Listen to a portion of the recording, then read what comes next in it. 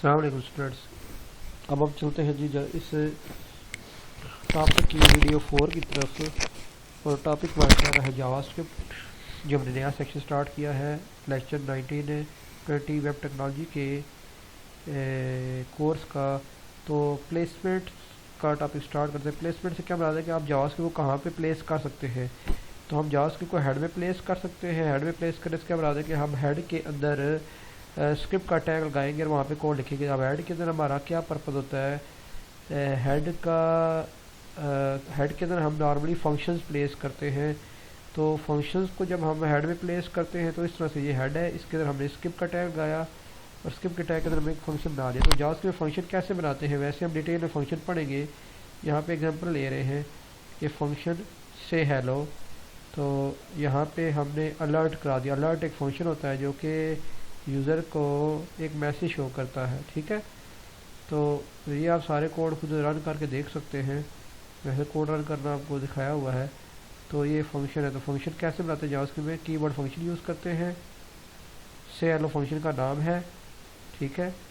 और इसकी body alert hello word. तो जैसे फंक्शन कॉल होगा it will display the user message box जिसके अंदर हेलो वर्ड लिखा होगा। बॉडी के अंदर अब हमने क्या बनाया, एक बटन बनाया है, इनपुट टाइप बटन। तो बटन बनाने के लिए क्या यूज़ करेंगे, इनपुट का tag type button. Input type button से बना दिया कि आपके पेज के ऊपर एक बटन बनेगा। हम आगे जाके सेवरल इनपुट टाइप्स पढ़ेंगे, जब फॉर्म पढ़ेंगे तो नो वरी अबाउट दिस, ठीक है। तो अभी हम थोड़ा थोड़ा इसको देख रहे हैं। तो बट ऑन क्लिक किसका एट्रीब्यूट है, बटन का।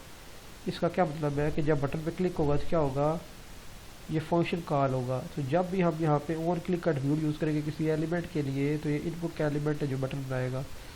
तो बटन के ऊपर जब क्लिक होगा, ऑन क्लिक से बना जब बटन के ऊपर क्लिक होगा तो ये फंक्शन कॉल होगा। जब फंक्शन कॉल होगा तो यहाँ पे जाएगा हेड के अंदर और इसका कोड एक्सिक्यूट करेगा और will produce message box to the user.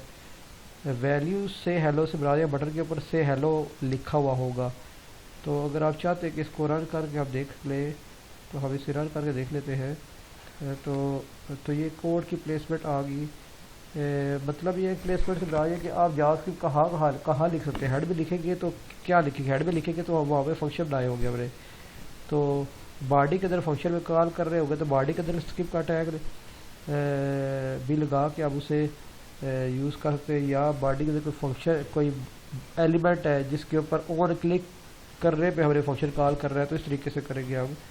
ये सारी एग्जांपल हम आगे करेंगे। अभी हम को फॉर्मली जावास्क्रिप्ट एग्जांपल नहीं कर रहे, अब इसके बेसिक कंसेप्ट्स वगैरह देख रहे हैं फ़िलहाल और भी ले रहे हैं। आगे हम कोडिंग की एग्जांपल डिटेल में करेंगे, उसमें हम सारा सीखेंगे ये। तो उसकी आपने टेंशन नहीं लेनी। मैं इसी को रिप्लेस करता हूँ।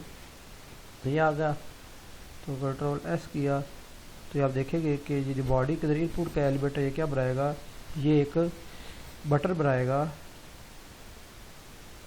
और बटन के क्लिक होने पे क्या होगा, वो फंक्शन कॉल हो रहा है, वो फंक्शन कॉल हो रहा है दिखाया हुआ है। तो ये देखिए बटन बना है, इसके ऊपर से हेलो लिखा हुआ है, ये वैल्यू एट्रीब्यूट की वजह से। और क्लिक का एट्रीब्यूट यूज़ किया, उसमें फंक्शन कॉल किया हुआ है। तो फंक्शन जब कॉल होगा तो फंक्शन किस में लिखा हुआ है, हेड में।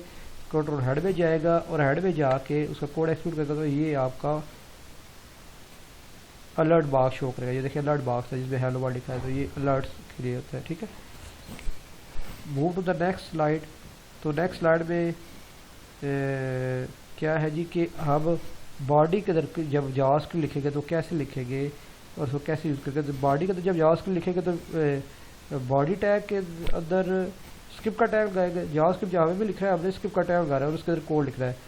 तो बॉडी के अंदर स्क्रिप्ट का टैग लगाया है और इसमें हमने कोड लिख दिया। Document dot right is a code of the JavaScript.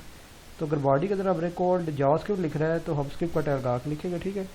और अगर हमें बॉडी और हेड के दोनों के अंदर, नेक्स्ट स्लाइड है, बॉडी और हेड दोनों को यूज़ कर रहा है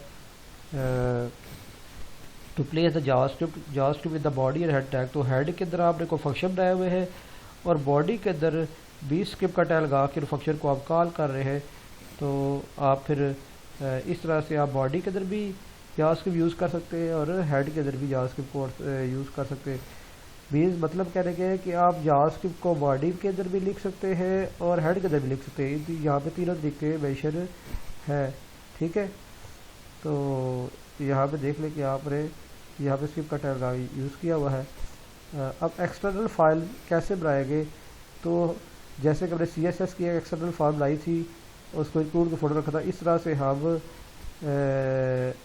JS टाइप की एक्सटर्नल फाइल बना सकते हैं और उसको इस तरह से उसको अपने पेज के साथ लिंक कर सकते हैं। जैसे कि ये हमारे पास एक पेज है, ये हमने एक पेज बनाया है, ठीक है। बॉडी के अंदर कुछ भी नहीं है, ठीक है। बॉडी के अंदर अभी भी कोड लिखते हैं अभी, तो ये कोड क्या बता रहा है, हेड के अंदर स्क्रिप्ट का टैग लगा हुआ है। स्क्रिप्ट का टैग यूज़ होता है हेड के अंदर with the attribute source to link the JS file, JS किस्म की file which contains the JavaScript code. उसको अगर हमने अगर इस पेज के साथ वो जावास्क्रिप्ट लिंक कर रहा है जो किसी फाइल के अंदर पड़ा हुआ है, तो फाइल भी हम बना लेते हैं। ये फाइल यहाँ पे मैं फाइल का जो पाथ दे रहा हूँ, सोर्स के एट्रीब्यूट में क्या देंगे, पाथ, ठीक हो गया। ये टाइप के एट्रीब्यूट देने की यहाँ पे ज़रूरत नहीं है फ़िलहाल। हम जो असल चीज़ है उसको डिस्कस करते हैं। सोर्स का मतलब है कि you are going to give the source of the file which is going to link with this page, ठीक है। तो हम इस पेज के साथ एक फ़ाइल लिंक कर रहे हैं, वो फाइल तो हमें पड़ी होनी चाहिए। हमने डिस्कस किया था कि हमारी जो एक्सटर्नल फाइल कहाँ पड़ी होगी, इंक्लूड के फोल्डर में। तो अब इंक्लूड के फोल्डर में जाएगी और ये वाली फाइल आके बना देंगे। तो ये वाली फाइल हम यहाँ के बनाते हैं और इस फाइल के अंदर हम एक फंक्शन भी बना देते हैं, ठीक हो गया। तो ये यहाँ पे गए हम,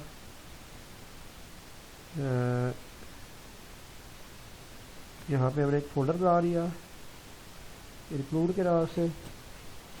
इंक्लूड के फोल्डर में हमने जाके एक फ़ाइल बनाई, किस किस्म की, हमने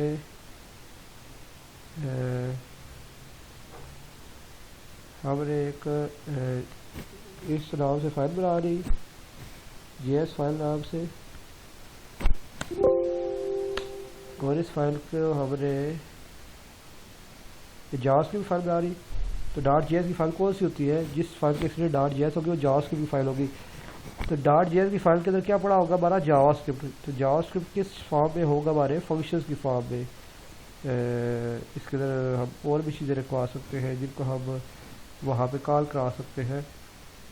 वैसे डाली फंक्शन ही पड़े होते हैं। तो हम इसमें गए, एडिटर पे गए, ये नोटपैड में खुल गया। अब यहाँ से हम एक वही सिंपल सी एग्जांपल ले लेते हैं कि इस फाइल में क्या पड़ा होगा। इस फाइल में एक फंक्शन पड़ा हुआ है, तो ये फंक्शन हमें नया Ctrl+C,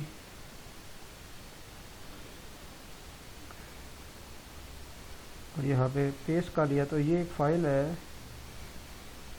इसका कोड पूरा नहीं लिखा गया आई थिंक। तो ये this file contains a very simple function. Function का नाम है हेलो वर्ल्ड के नाम से फंक्शन है, ठीक हो जी। तो ये फंक्शन है, इस फाइल के अंदर इसे Ctrl+S किया तो ये जावास्क्रिप्ट की फाइल होगी। इस फाइल, तो ये फाइल मैं यूज़ कर अपने इस पेज में, जिस पेज का नाम है firstjs.html। तो ये फाइल, ये JS की फाइल मैं यूज़, अब इस फाइल के अंदर मैं जो फंक्शन है मैंने यहाँ पे कॉल कर रहा है, तो कैसे कॉल करूँगा। तो आप कॉल कर सकते हैं इसको यहाँ पे जैसे इनपुट टाइप के ऊपर कॉल किया था, वो लाइन में कॉपी पेस्ट कर देता हूँ ताकि टाइप हमारा बच जाए।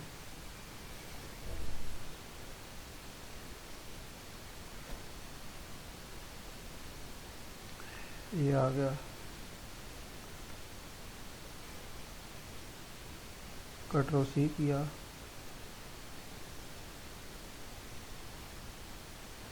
तो इस पे हमें से हेलो का फंक्शन कॉल करें। से हेलो का फंक्शन अब यहाँ पे हमारी इस फाइल मौजूद नहीं है, ये कहाँ मौजूद है, इस फाइल में ये होना चाहिए। तो यहाँ पे देखते हैं कि से हेलो का फंक्शन मौजूद है इसमें या नहीं। तो उसके अंदर ये फंक्शन किस नाम से पड़ा हुआ है वो हमने देखना है। इसके अंदर से हेलो के नाम से फंक्शन होना चाहिए, ये से हेलो के नाम से फंक्शन मौजूद है, ठीक हो गया। तो मैं इसे सेव करता हूँ, कंट्रोल एस करता हूँ, तो देखता हूँ बटन क्लिक पे ये वाला फंक्शन कॉल होता है, और इस फंक्शन के कॉल होने पे इसका जो कोड है ये जो अलर्ट शो करेगा या नहीं करेगा। तो मैंने इसे सेव किया और यहाँ पर जाके चलाया, एक पेज में तो सारा कोड चेक करो, ये आ गया जी। तो ये देखिए काम कर रहा है, इट्स वर्किंग। तो इस तरह से हम एक एक्सटर्नल फाइल के अंदर भी जांच के रख के उसे कॉल कर सकते हैं। ठीक हो गया।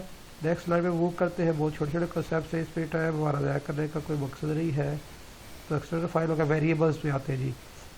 वेरिएबल्स किस लिए यूज़ होते हैं, ज़री बात है, हम हमारे आइडेंटिफायर्स होते हैं जो कि दीज आर द कंटेनर्स जो कि डाटा रखे हुए होते हैं। तो हर प्रोग्रामिंग लैंग्वेज के अंदर आपके वेरिएबल्स होंगे डाटा स्टोर करने के लिए, जिसके अंदर हम हर programming language all native data type को सपोर्ट करती है। नंबर्स, वेरिएबल्स, नंबर्स को करती है सपोर्ट, स्ट्रिंग को सपोर्ट करती है, बूलियन को, फ्लोट वैल्यू को।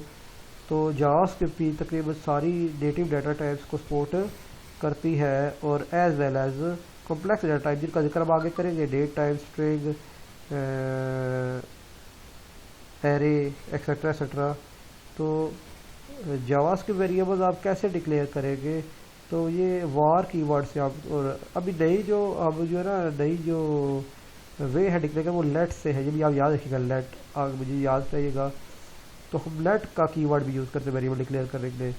तो हम वैसे भी पुराना तरीका वार कीवर्ड्स को इधर से शुरू करेंगे, वार कीवर्ड से ही कि वेरिएबल डिक्लेयर करेंगे, वार का कीवर्ड यूज़ करते हैं। ये वार मनी, मनी के नाम से एक वेरिएबल है, इस तरह वार नेम के नाम से एक वेरिएबल है। ठीक है। तो हम इस तरह से वेरिएबल डिक्लेयर कर सकते हैं और फिर डाटा रखवा सकते हैं। डाटा रखवाने के लिए नेक्स्ट स्लाइड पे चलते हैं। JavaScript variables are loosely typed. इसका क्या मतलब है? JavaScript variables are loosely typed का मतलब है कि इसकी कोई टाइप नहीं होती, अनटाइप्ड होते हैं। मतलब कि एक दफ़ा आपने वेरिएबल डिक्लेयर किया ना, नेम का वार नेम उसमें रखा है अली, अब इसकी टाइप क्या है? स्ट्रिंग। ठीक है। तो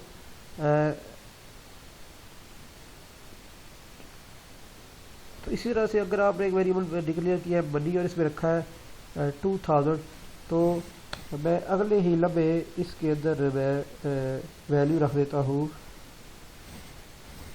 200। अब ये देखिए अगली स्टेटमेंट इसकी वैल्यू चेंज हो गई है। तो इसका मतलब यहाँ पे क्या था, ये फ्लोट था, अब यहाँ पे क्या हो गया, नंबर हो गया है। तो इसे कहते हैं लूजली टैब्ड बिहेवियर। तो जावा से वेरिएबल लूजली टैब्ड। तो हाँ, तो इसकी जावा से वेरिएबल्स की कोई टाइप नहीं होती। इसका मतलब ये है कि जो वैल्यू उसके अंदर पड़ी होगी वही इसकी टाइप होगी। ऑपरेटर पे चलते हैं। ऑपरेटर आपने पढ़े हुए हैं, प्लस को करने के लिए आप प्लस का ऑपरेटर यूज़ करते हैं, 2 नंबर को ऐड करने के लिए। इसे ऑपरेंड्स कहते हैं। प्लस का ऑपरेटर ऑपरेटर कहलाता है। तो जावास्क्रिप्ट सपोर्ट करती है सारे वेरिएबल्स को। तो आपके अरिथमेटिक ऑपरेटर होते हैं, कंपैरिजन ऑपरेटर होते हैं, लॉजिकल ऑपरेटर होते हैं, साइबर ऑपरेटर, कंडीशनल ऑपरेटर होते हैं। ये सारे ऑपरेटर आपने पढ़े हुए हैं और ये उसी तरह से ही बिहेव करते हैं जिस तरह कि आपने C++ में पढ़े हैं। तो C++ आप पढ़ के आए फर्स्ट सेमेस्टर में, आपको सारा पता है कि लॉजिकल ऑपरेटर, अरिथमेटिक ऑपरेटर क्या होते हैं। इसके ऊपर हम टाइम ज़ाया नहीं करेंगे। तो आगे ज़ाहिर बात है हम डिफरेंट एग्जांपल में डिफरेंट जगह पे सारे ऑपरेटर यूज़ करेंगे, प्लस भी करेंगे। प्लस एग्जांपल के हम लॉजिकल ऑपरेटर भी यूज़ करेंगे। ठीक है।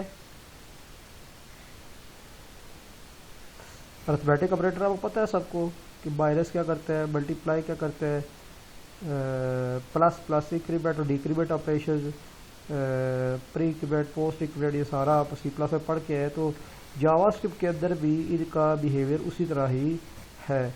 तो इसमें एक एग्जांपल गिवन है, वो एग्जांपल आप करके इसे रन करके देख सकते हैं। वही C++ के जैसे C++ का कोड है, ऑलमोस्ट वही कोड है, जस्ट थोड़ी बहुत चेंजिंग है। जैसे कि सी आउट होता है वहाँ पे शो करने के लिए, यहाँ पे डॉक्यूमेंट डॉट राइट होता है। तो ऑलमोस्ट द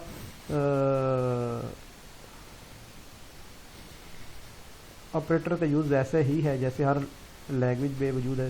कंपैरिजन ऑपरेटर आपको पता है डबल इक्वल होता है। ठीक हो गया। नॉट इक्वल, डबल इक्वल, तो comparison greater than, less than, ये सारे कंपेरिजन ऑपरेटर आपने सी प्लस प्लस यूज़ किए हुए इस लैंग्वेज में भी इसी तरह यूज़ हो गया। अब आगे जाके एग्जाम्पल में यूज़ करेंगे लॉजिकल ऑपरेटर, एंड ऑपरेटर, ठीक है, और ऑपरेटर हम जो कि इफ एल्स के अंदर यूज़ करते हैं स्टेटमेंट में, ठीक है। तो नेक्स्ट स्लाइड में हम नेक्स्ट वीडियो में हम देखेंगे कि इफ एल्स को और लूप्स को। ठीक है जी, अल्लाह हाफिज़।